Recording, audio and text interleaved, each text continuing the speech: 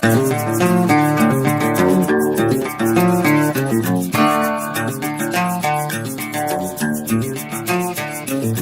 program is sponsored by Bet's Gold Coin. Join us for family-friendly dining. Hello, folks. Welcome to the Marshall and Bob Show. I'm Marshall Long, and this is Bob Borchard. I thought it was the Bob and Marshall Show. Oh, was it? I'm sorry. Well, you know, sometimes I get it backwards. Sometimes, you know. How you doing? I'm good. How are you? Did you have a good weekend? Yeah, it was an excellent weekend. We spent a little time together up on Mount Boyan. Well, yeah, we did. Overlooking the Merced River. Merced River, yep. Fremont Gold. Yeah. We got a tour. Yep, on the north end of the old Fremont ground. Well, you know, that was a great day. I got a lot to think about. Mm-hmm. This is huge. Yeah. This could be the biggest thing since Mariposa County first discovered gold in 1849. Yeah, that's true. I heard numbers like 3 million ounces of known reserves. Yep. And it's possible with the testing that's going on that there might be 3 times that amount of gold in the ground up there. Well, let's go back historically, Bob, because you think about it, and talking to geologists, 10% or less of the gold in the Sierra Nevada, in the gold belt, in the mother lode was even picked up.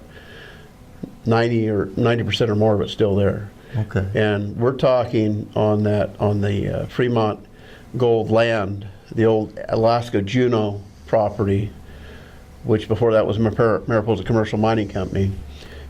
We're talking exploration that's showing potential that's really kind of off the scale. Off the scale. The largest, possibly the largest deposit in North America? Could be.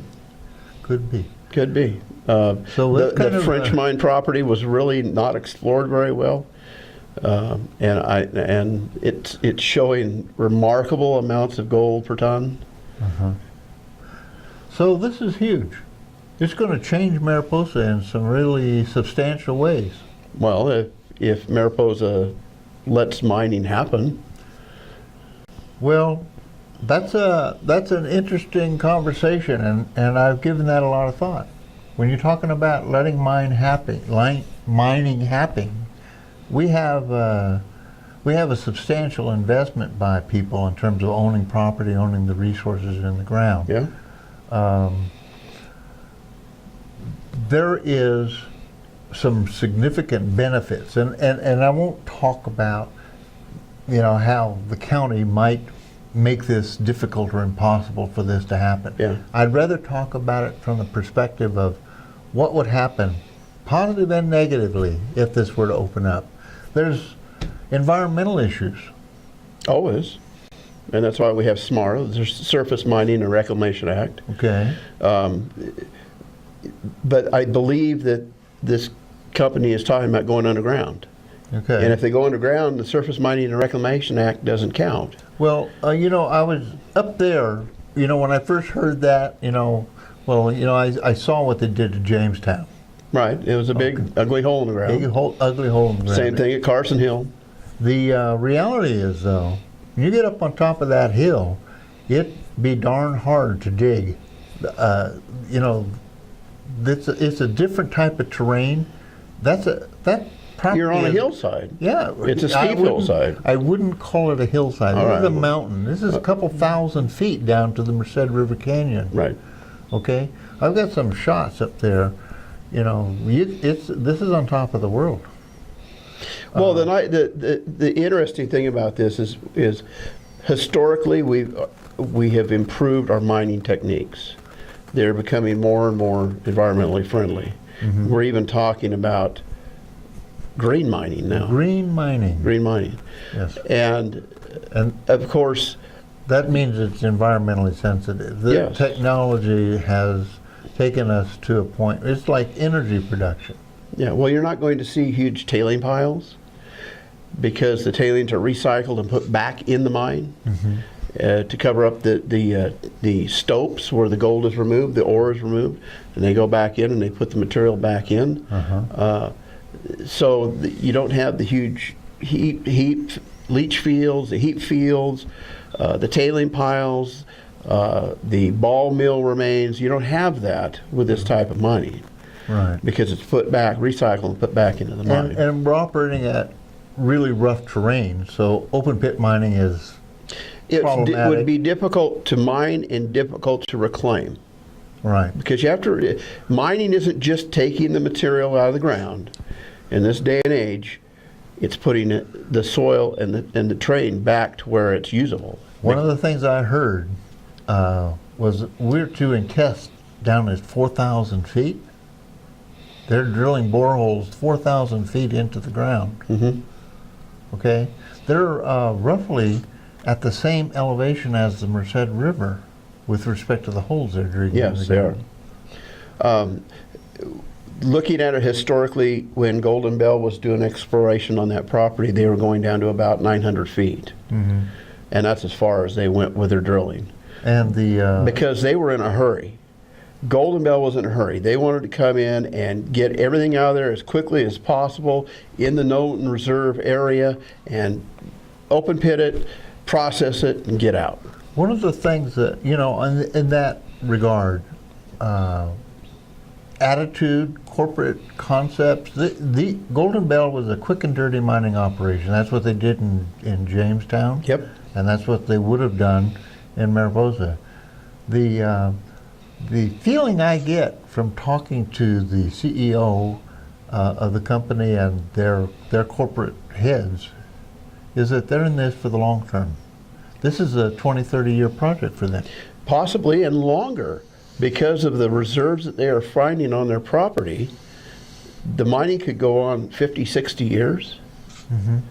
And again, and just talking, off the top of our heads, this is a company, a process that could be generating $1 million a week in payroll into Mariposa County.